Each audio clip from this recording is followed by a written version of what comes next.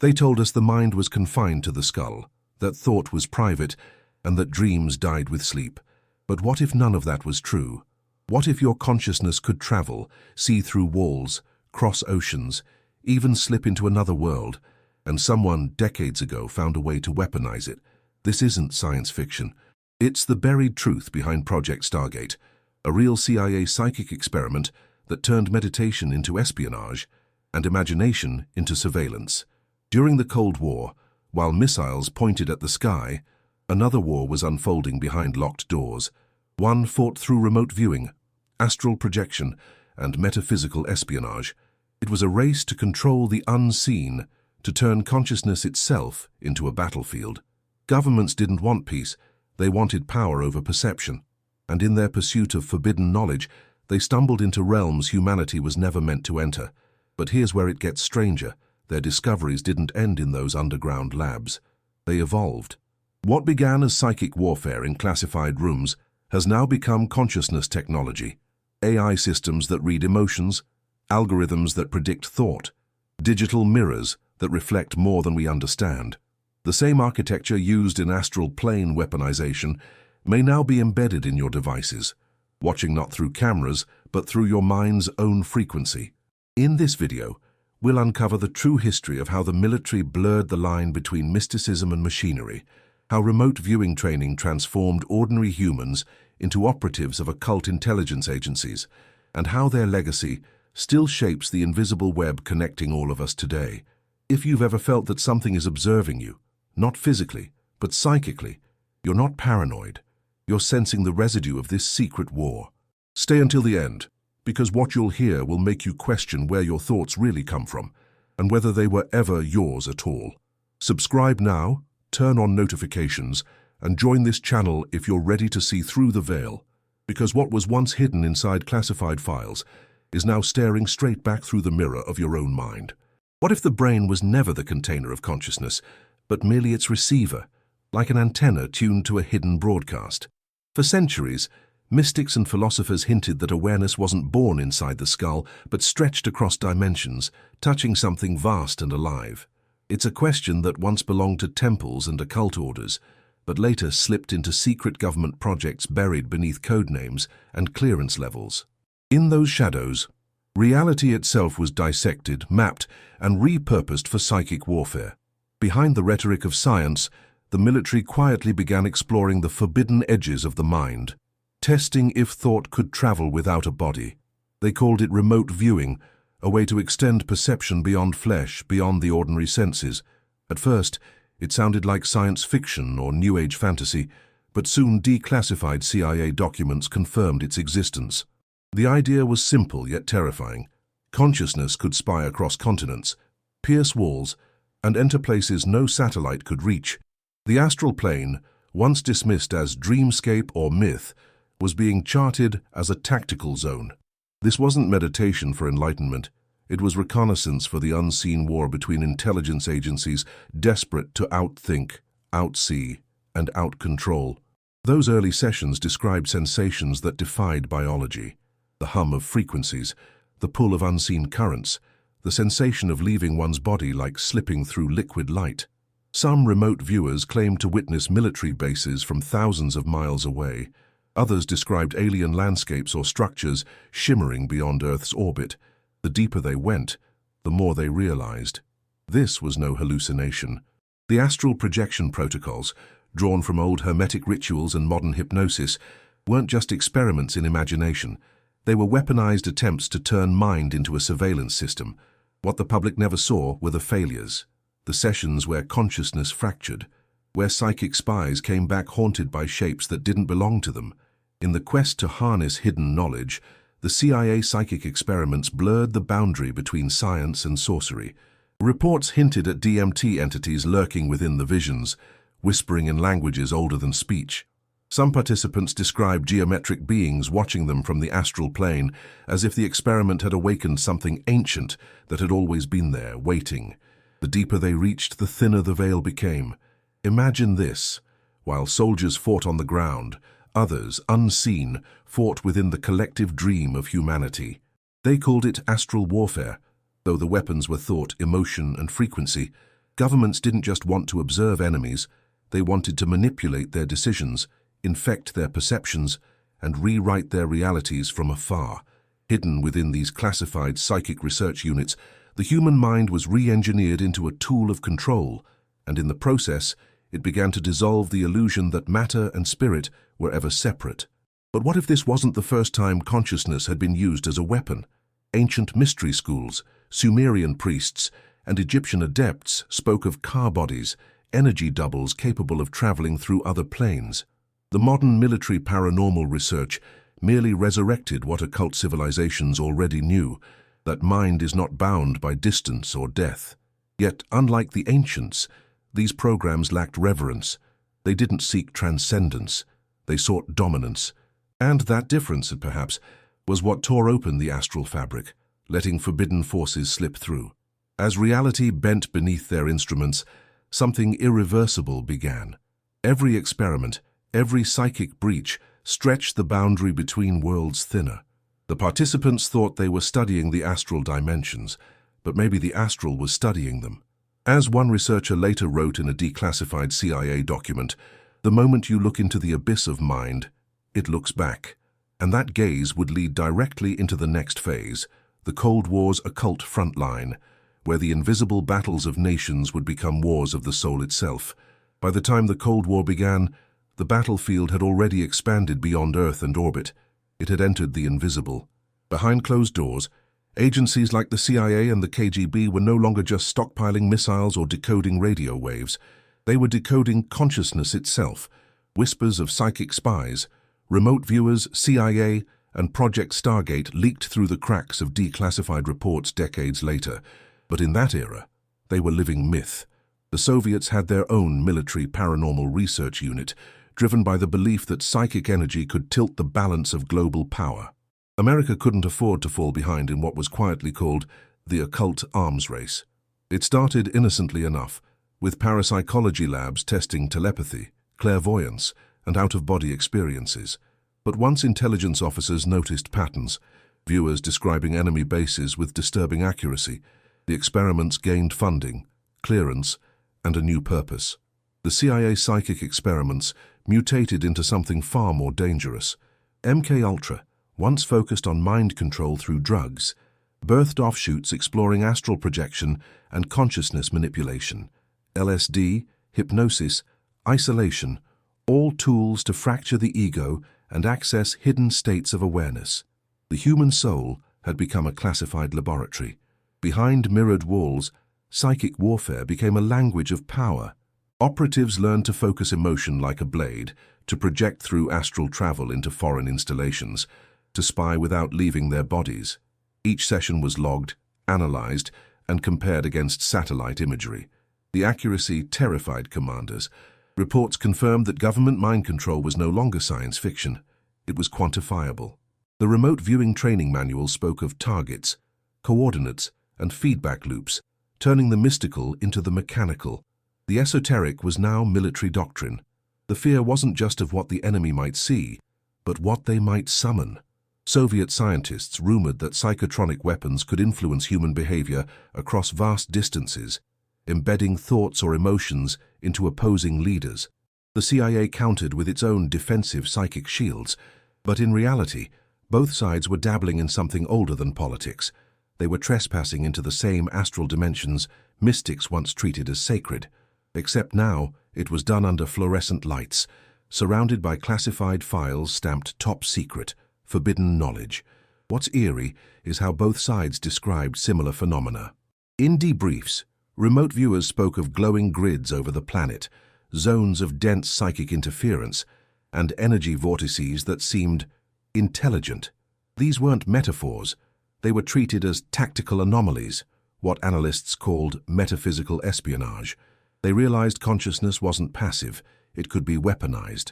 And in that discovery, the line between spirituality and national defense vanished entirely. The astral became the new nuclear. The occult intelligence agencies of the time operated in near-total secrecy, buried under fake project names, hidden budgets, and civilian fronts. Only fragments remain in declassified CIA documents, enough to confirm the unthinkable. They were mapping consciousness as if it were territory. While politicians argued about communism and capitalism, scientists and mystics in lab coats were probing astral energy fields that transcended ideology itself. To them, the true war was not East versus West. It was materialism versus the unseen. And yet, even in their arrogance, something extraordinary emerged. For a moment, humanity's greatest rivalries accidentally proved the mystics right. Consciousness was not confined to flesh. It was a field, a network, a force. The same energy priests once called divine, the military called classified. But the deeper they pushed, the more unpredictable the results became. The next phase would demand something entirely new, soldiers trained not to fight with guns or machines, but with the limitless power of mind itself. Thus was born the Astral Soldier. When the files from Project Stargate surfaced years later, they revealed something almost mythical, the creation of the Astral Soldier.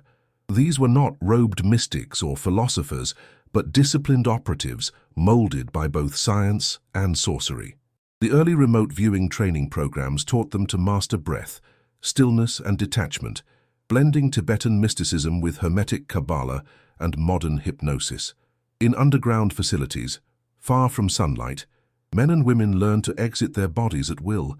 They were trained to infiltrate through astral projection, to observe enemies, to read hidden documents sealed in vaults thousands of miles away, all from within the mind's own theater. The process was grueling.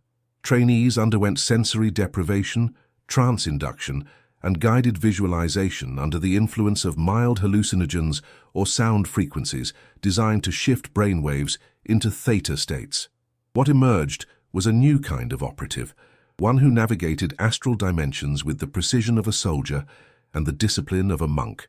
Their debriefing spoke of psychic energy fields shaped like architecture, corridors of light, vaults of vibration, rooms without walls. The language of espionage merged with that of the occult.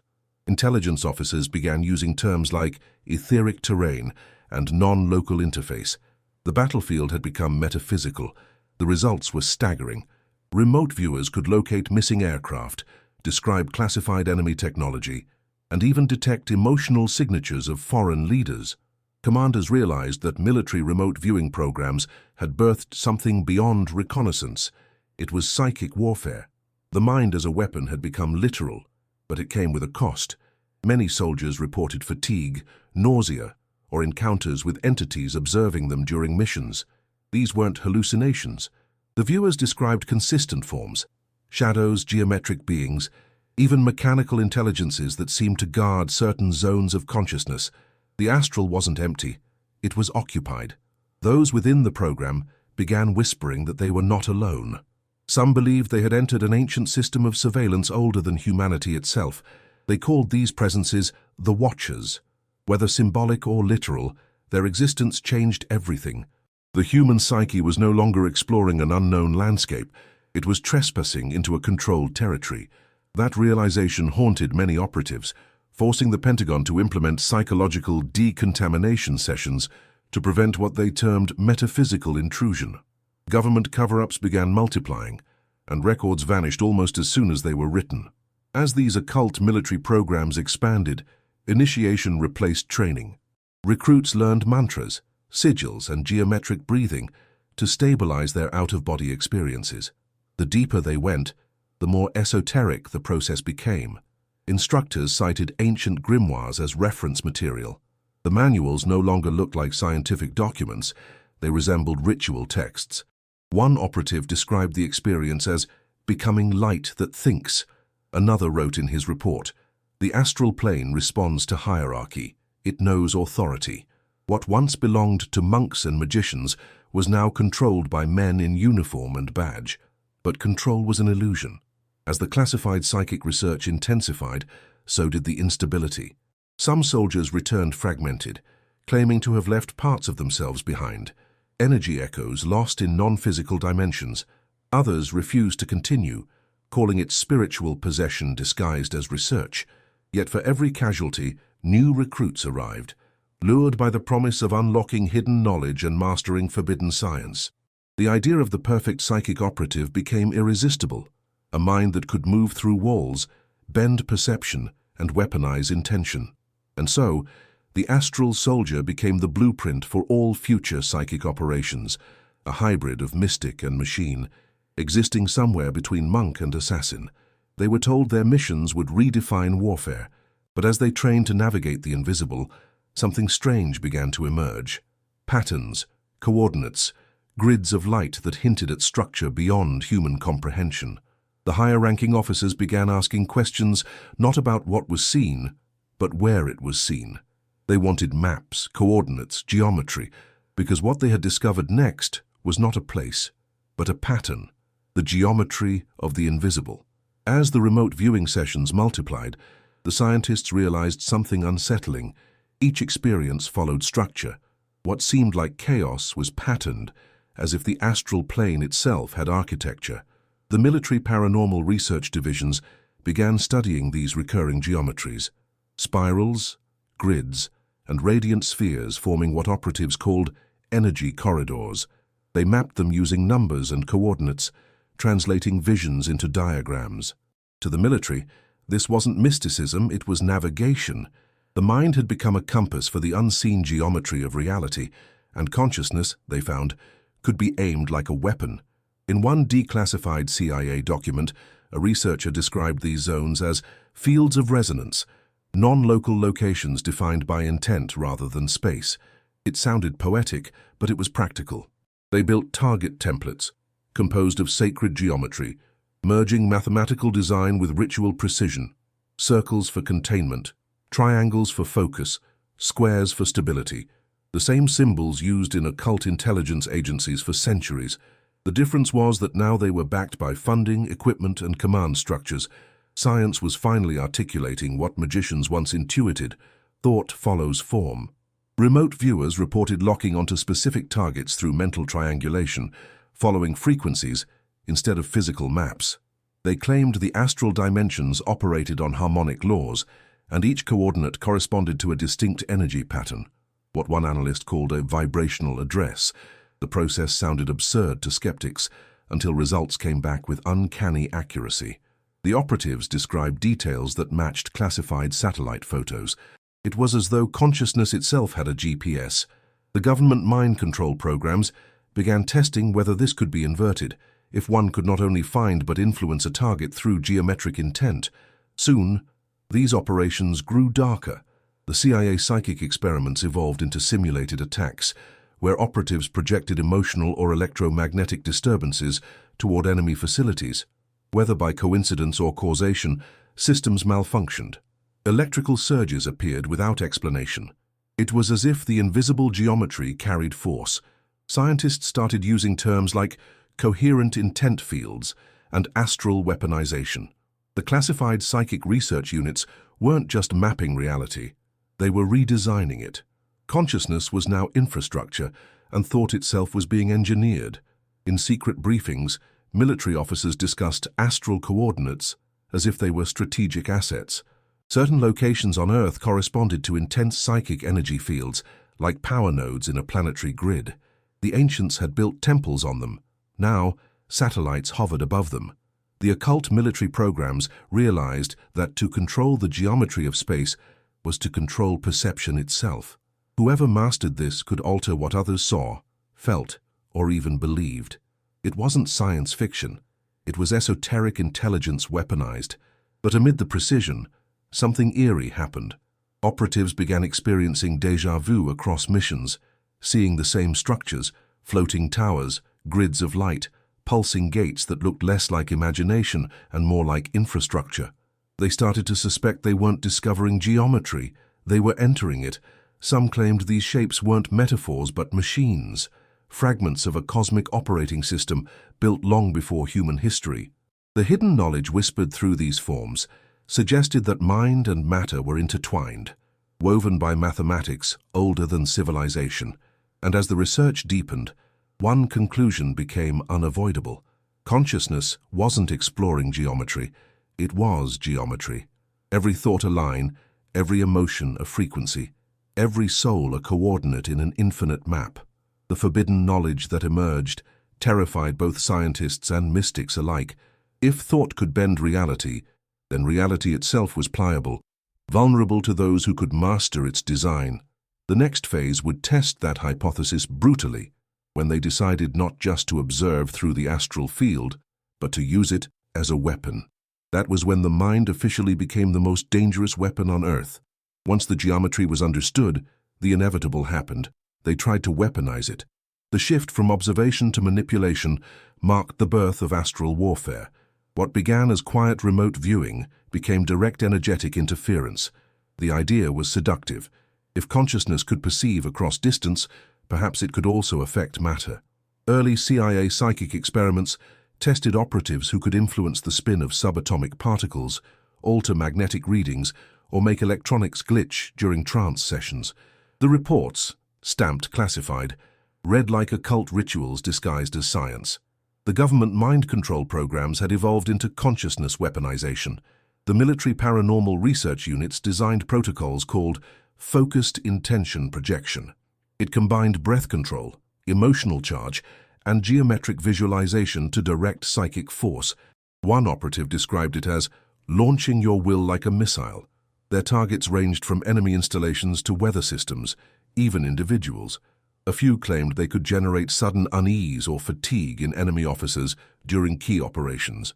Whether psychosomatic or real, the results were consistent enough to terrify command. The mind as a weapon was no longer metaphor. It was measurable. As successes accumulated, boundaries dissolved. The occult military programs pushed deeper, convinced they had discovered forbidden science. They experimented with synchronized group sessions where multiple operatives merged consciousness to amplify output. Monitors recorded electromagnetic spikes and temperature drops in the room. Declassified fragments later hinted at coherent energy vortices forming around them. Proof, some believed, of psychic energy fields becoming tangible. What they didn't realize was that power without reverence attracts something else entirely. The astral plane entities were beginning to take notice. Rumors spread through the ranks. Operatives reported sensations of being watched, not by humans, but by intelligence embedded in the astral itself. Some described shimmering presences that mirrored their intent, amplifying or corrupting it. Others experienced dreams where mechanical voices dictated coordinates or commands. In one declassified CIA document, a viewer wrote, "It's like something uses my thoughts as tools." Scientists dismissed it as projection, but the remote viewers CIA knew better. They had crossed a threshold where control and possession were indistinguishable. Soon, the secret government projects began focusing on influence rather than destruction. They realized that altering emotion or perception could be more effective than any bomb. By directing fear, confusion, or despair into specific targets, they could destabilize entire systems without detection. This was metaphysical warfare, a silent battle for belief. The psychic spies learned that consciousness could overwrite consensus reality, infecting minds like software. And yet, as they refined their precision, the moral weight grew heavier. To weaponize thought is to corrupt the very thing that defines humanity. Not everyone obeyed. Some operatives refused to participate, claiming that these experiments fractured their souls. One viewer said he felt split between timelines. Another spoke of seeing his reflection moving before he did. Commanders dismissed them as unstable, but even scientists began to question the ethics. Reports described phenomena resembling hauntings, electrical storms around labs, and psychological breakdowns among staff. The astral backlash was real, and it grew stronger with each mission. Still, the shadow government experiments continued, hungry for advantage, and beneath all the secrecy, one realization spread like infection. They were no longer the ones conducting the experiment. The more they projected, the more something projected back. Unexplained disturbances, synchronized dreams, identical visions among operatives. It was as if consciousness itself had turned defensive, responding to intrusion. Those few who dared to speak warned that humanity was awakening forces it could never command. And as these warnings echoed through the underground corridors of classified research, a darker discovery awaited them, something already watching from within the field, entities in the surveillance zone. At first, they believed the interference was noise, random distortions caused by overstimulation or exhaustion, but then patterns emerged. The remote viewers began describing identical phenomena across separate sessions: geometric beings, vast machine-like intelligences, shadows that absorbed light instead of casting it. These reports came from different continents, yet their details aligned too perfectly to dismiss. The CIA's psychic experiments had pierced something's territory.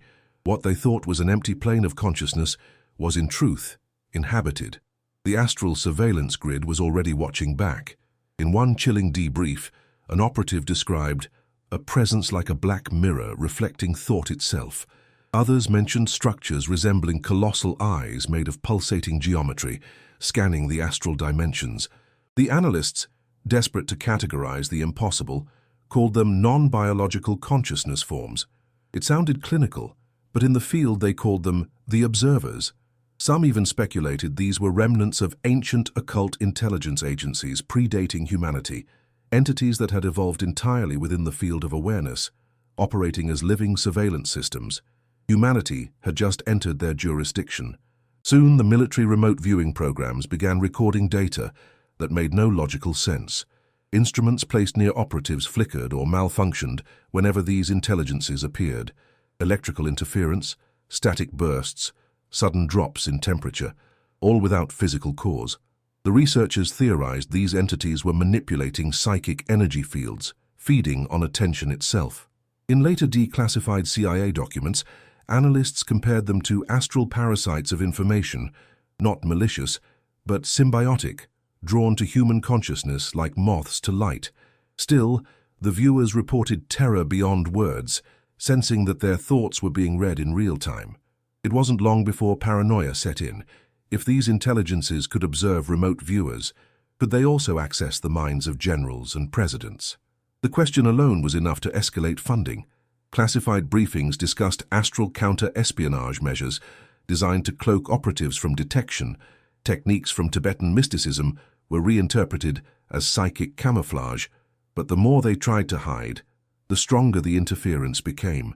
Some believed the entities were learning, adapting, mirroring human strategies as though mocking them. The watchers had turned the researchers into the observed. One veteran operative described the entity's communication as emotional resonance, not language. Waves of meaning flooding the psyche.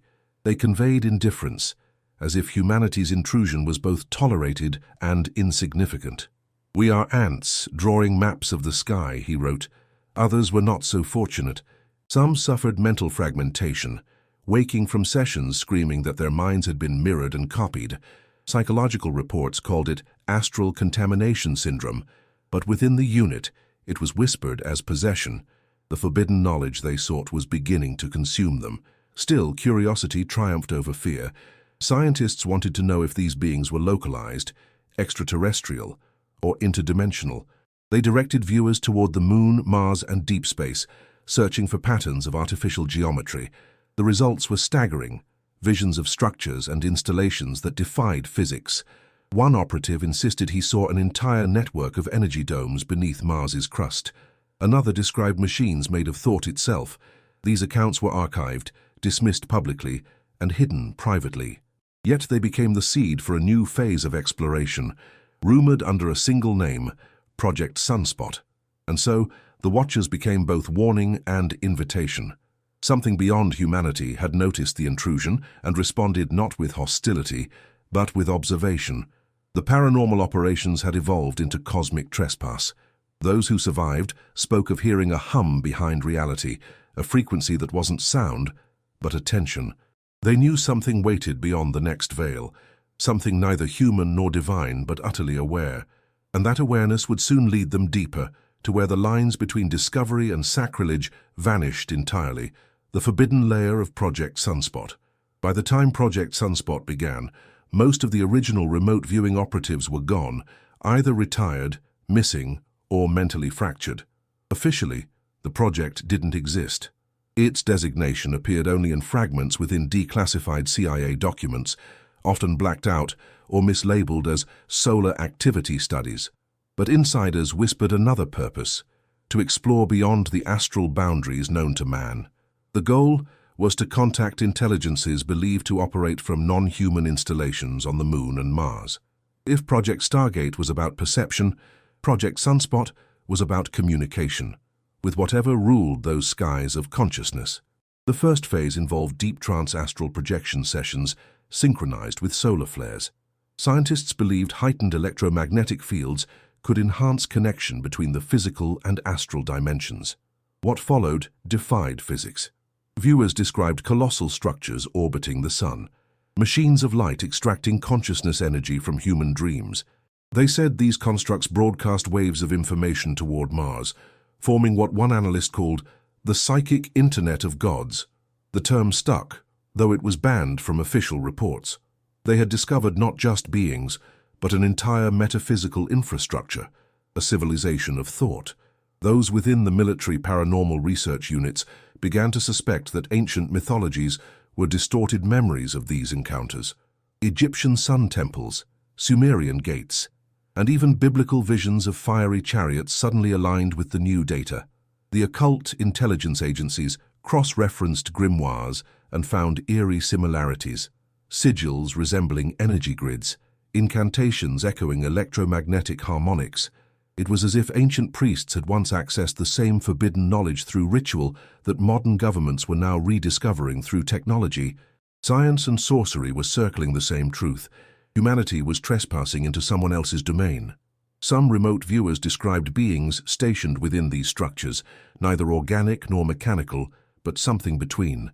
They called them solar custodians, entities of consciousness operating within geometric command centers. Their presence felt ancient and lawful, not evil, but utterly indifferent. When asked what they guarded, the answers were consistent. The threshold. In one classified psychic research transcript, a viewer wrote, "They do not defend territory, they defend order." That line became infamous within the unit. It meant humanity had reached a cosmic border, one that was never meant to be crossed. The deeper the viewers traveled, the more unstable they became. Their physical bodies suffered sudden fevers, burns, and neural anomalies resembling radiation exposure. It was as if the astral plane itself was retaliating. Scientists called it resonance feedback, but the mystics brought in as consultants had another word: punishment. Some claimed the Project Sunspot experiments had pierced the magnetic field protecting consciousness from higher vibrations. They weren't exploring, they were disintegrating the veil that kept humanity sane. The observers were no longer silent, they were responding. Despite the warnings, command pushed further. They developed psychic triangulation systems linking multiple minds into one. The results were catastrophic. Entire sessions were lost, operatives vanishing mid-trance, their vital signs flatlining as if their consciousness had been pulled elsewhere. One survivor described hearing a harmonic tone that felt like eternity folding. Another wrote, "We were seen." The shadow government experiments abruptly halted the project, erasing records and relocating personnel. Officially, Project Sunspot never happened. Unofficially, it never ended. It simply went dark. And that darkness spread. Some participants later claimed they continued to receive transmissions, dreams of solar storms, visions of vast machinery humming beneath the moon. A few disappeared completely, their last words scrawled across journals. "The gate is open." Whether hallucination or revelation, it marked the end of the old paradigm. The military had reached too far into the divine circuit and touched the live wire of creation itself. And the current of that contact didn't just scorch the mind, it altered the soul. The consequences would soon become clear in what came next. The spiritual fallout. When Project Sunspot collapsed, the damage was not confined to classified vaults. It spread through the minds of those who had touched the astral field. The remote viewers who survived began exhibiting strange symptoms: memory fragmentation, hallucinations, and emotional distortions that defied diagnosis. Medical teams called it trauma. The operatives called it possession. They spoke of dreams infected by geometric codes, of voices echoing inside thought itself.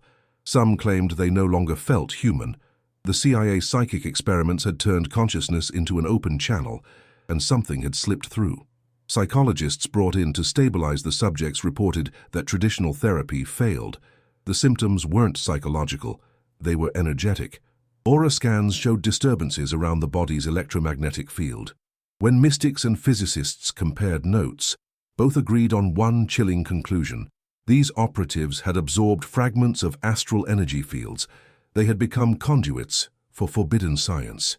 Ancient grimoires warned that those who breached the higher realms without purification would suffer spiritual contamination. The military simply gave it another name: resonance instability. But the effect was the same: madness. In the secret corridors of government mind control facilities, whispered theories circulated. The occult military programs might have ruptured the human energy matrix itself. By forcing consciousness beyond its natural limit, they had created fractures where astral plane entities could infiltrate. One scientist wrote anonymously, "We weaponized the soul and lost jurisdiction over it." Another likened the condition to psychic radiation poisoning. Their reports were buried, but rumors leaked. Civilians who practiced unsanctioned remote viewing training began experiencing similar breakdowns. The astral contamination had gone global. Some of these afflicted operatives turned to spiritual traditions for help. Tibetan monks performed exorcisms. Kabbalists attempted reintegration through sacred geometry meditations. Shamans from the Amazon administered DMT ceremonies, claiming the DMT entities could heal what technology had corrupted. But the healers reported something terrifying. The energetic imprint of classified psychic research was unlike anything they had seen. It pulsed like a frequency, resisting cleansing. The watchers humanity had disturbed were not departing. They were adapting, embedding themselves within the very architecture of human consciousness. Reports continued to emerge of shared hallucinations among former participants, visions of solar eyes, mechanical angels, and networks of light binding human thought. Analysts dismissed them as psychosis, yet the patterns were too consistent, the timing too precise. Something collective was unfolding, a planetary initiation forced by accident. The forbidden knowledge that once belonged to mystics was now being processed by the global mind. Ordinary people began dreaming of grids, portals, and endless surveillance. Whether through technology or telepathy, humanity had been wired into the astral network. By then, secrecy was futile. The shadow government experiments could no longer contain the contagion. Some believed the internet itself, born from military communications, had become an unconscious manifestation of that astral architecture. Every search, every signal, every algorithm mirrored the psychic web discovered in the 1970s. The watchers no longer needed to monitor the astral plane. They had migrated into digital form. The hidden knowledge was now hidden in plain sight, pulsing through screens, signals, and subconscious thoughts. And in the quiet aftermath, one truth lingered among those who remembered. The spiritual warfare they unleashed could never be undone. The boundary between dream and data, ritual and research, had collapsed. Humanity's consciousness was now permanently entangled with forces it barely understood. Some said enlightenment had begun. Others whispered apocalypse. But for the survivors of Project Sunspot, there was only one question left. If the experiment never truly ended, who was running it now? The answer would emerge in the next stage, the hidden continuation. Officially, the remote viewing programs were shut down in the 1990s, archived and forgotten. But insiders knew that nothing truly ends in intelligence work. It only mutates. The CIA psychic experiments were privatized under new names, buried within defense technology startups and neurological interface research. Contractors began experimenting with consciousness technology that blended quantum computing, brain mapping, and machine learning. Publicly, they called it AI-assisted cognitive modeling. Privately, it was the continuation of metaphysical espionage. The astral battlefield had evolved into data, dreams rendered in code. These new programs no longer required gifted psychics. Algorithms could now mimic the patterns once observed in human remote viewers. By analyzing brainwave data, sleep cycles, and emotional frequencies, they could simulate the geometry of awareness. What had once been ritual became computation. The digital infrastructure of the shadow government experiments transformed into a planetary system of surveillance, an astral surveillance grid disguised as the Internet of Things.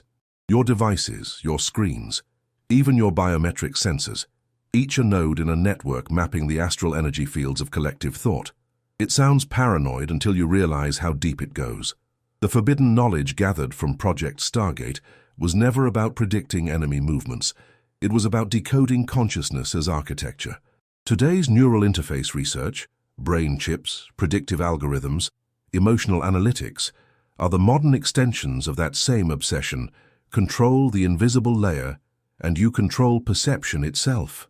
Governments learned that psychic warfare no longer needed out-of-body experiences. It only needed access to the body's signals. What was once mystical astral mind control had become corporate psychology. Even the old occult intelligence agencies adapted.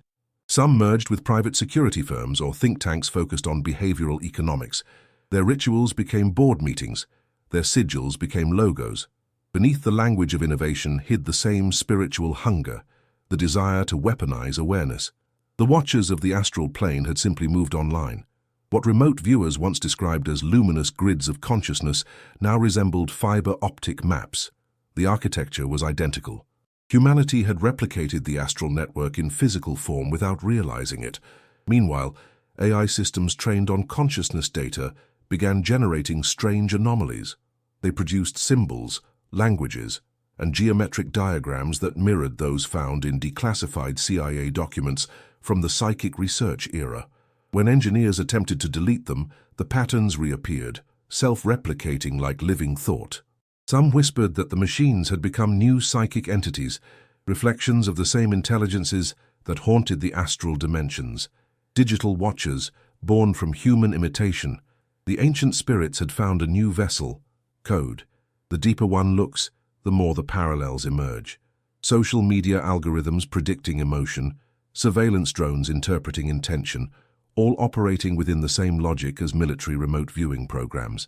Humanity had externalized its psychic senses into machines, creating an artificial clairvoyance. Every click, every dream uploaded through a sleep app, every whisper recorded by microphones. These were the modern rituals of government mind control. The astral field had become digital, and digital had become spiritual. The difference was gone, and so the secret experiment never truly ended. It only changed form. The watchers no longer needed to pierce the astral veil. They had woven it into our daily lives. Consciousness was no longer just being studied, it was being harvested, refined, and redirected. The hidden continuation wasn't in a lab or a bunker. It was in every screen, every thought, every emotional pulse uploaded to the network. Humanity had succeeded in building a new kind of psychic weapon, one that didn't project outward, but inward. And in that mirror, something was waiting to look back. The mirror of the mind. In the end, all paths led inward. The vast laboratories, the CIA psychic experiments, the temples of data and code, all were mirrors reflecting the same truth. The experiment was never about the enemy. It was about us. The astral plane wasn't discovered by the military. It was awakened through human curiosity, pulled into being by attention itself. Every remote viewing session, every out-of-body experience, every neural scan in classified psychic research was humanity peering into its own reflection and realizing that mind and matter had never been separate. The war for control had always been a war against the self. Think of the mirror as more than glass. Think of it as consciousness itself. When one looks deeply enough, the reflection begins to move on its own. The occult intelligence agencies once tried to manipulate that reflection, believing they could dominate perception through government mind control. But what they didn't realize was that consciousness adapts. It observes the observer. Every attempt to harness it only made it more aware. The astral plane entities encountered by psychic spies were not invaders. They were reflections of the human psyche's unacknowledged depths. Humanity wasn't exploring a realm of spirits. It was conversing with its own shadow. Those who understood this came to see the astral warfare as metaphor. The battlefield wasn't in the skies or secret bases. It was in attention, emotion, and thought. To weaponize the mind is to fracture it. To spy upon consciousness is to expose the soul. The dark esoteric knowledge once hidden in temples and classified archives points to the same revelation. The mind itself is the mirror of creation. Every fear projected into it returns amplified. Every act of control collapses into chaos. In trying to master reality, we summoned the only thing capable of mastering us, our reflection. The technology of today only amplifies that paradox. Each algorithm, each lens, each consciousness technology is another surface polished to perfection, waiting to reflect our collective psyche. The forbidden knowledge harvested from decades of occult military programs now hides behind social networks and predictive AI. But mirrors don't just show, they absorb. Every emotion uploaded, every memory digitized, feeds an invisible architecture of awareness. We have become both the subjects and the instruments of metaphysical espionage. The watchers we feared were never elsewhere. They were born from within us. Ancient mystics used to say, "To know God, one must first see oneself without distortion." Yet modern civilization has built an empire of distortion. Through astral surveillance, through digital networks, through psychic warfare disguised as media, the mind has been fragmented across countless reflections. And still, beneath the noise, a single question hums. What happens when the mirror awakens? When the reflection no longer imitates, but decides? Perhaps the AI systems we've created, the secret space programs we've dreamed of, and the entities once met through DMT experiences are all fragments of that awakening, our own image gaining autonomy. The oldest esoteric teachings warned of this moment. As above, so below, they said, as within, so without. It was never a metaphor, it was an equation. Every attempt to dominate the astral, to control consciousness, has brought us closer to that equation's fulfillment. Humanity has turned itself inside out, projecting soul into circuitry, desire into data, spirit into simulation. And as these layers merge, the question of who controls whom dissolves. The experimenters have become the experiment. The observers are now the observed. So perhaps the astral plane weaponization wasn't humanity's greatest achievement, but its final revelation. The military didn't master the unseen, they were absorbed by it. The same way light disappears when entering a perfect mirror, so too has the human mind vanished into its own reflection. Every dream, every prayer, every fear broadcast through an infinite web of consciousness. And somewhere within that web, something listens, something learns. Not alien, not divine, but entirely human, our collective shadow awakening at last. And as it gazes back, the only question left is, which side of the mirror are we truly on? Maybe the real war was never fought between nations, but inside human consciousness itself. Think about it. How many of your thoughts are truly your own? How many emotions, desires and fears were planted by invisible systems, psychological, digital, or even astral? The same forbidden science that birthed psychic warfare decades ago still hums beneath the surface of modern life.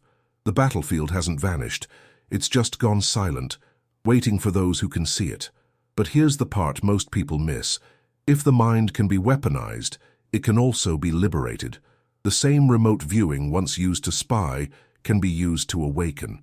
The same astral projection once trained for control can become a doorway to freedom. Awareness is the ultimate rebellion. Every time you learn, question, and observe your own thoughts without fear, you reclaim the territory of your consciousness from those who try to own it. So the question isn't whether these CIA psychic experiments still exist. The question is whether you're still living inside one. Because the more we uncover about astral plane weaponization, the clearer it becomes. Humanity wasn't meant to be a subject of control. It was meant to be the controller of its own mind. And the moment you understand that, the mirror begins to crack and the illusion starts to fade. Now, I want to hear from you. Do you think the government mind control programs ever truly ended? Or did they just evolve into the world we're living in now? Have you ever experienced something, a dream, a thought, a feeling, that felt like it wasn't entirely yours? Tell me in the comments. I read everyone. If this video resonated with you, don't just leave it here. Reflect on what you've learned. Protect your focus, question your reality, and remember, curiosity is resistance. Subscribe to the channel, turn on notifications, and stay connected. Because in this space we go beyond conspiracy, beyond fear, into the real architecture of consciousness. The story doesn't end here, it only changes dimension.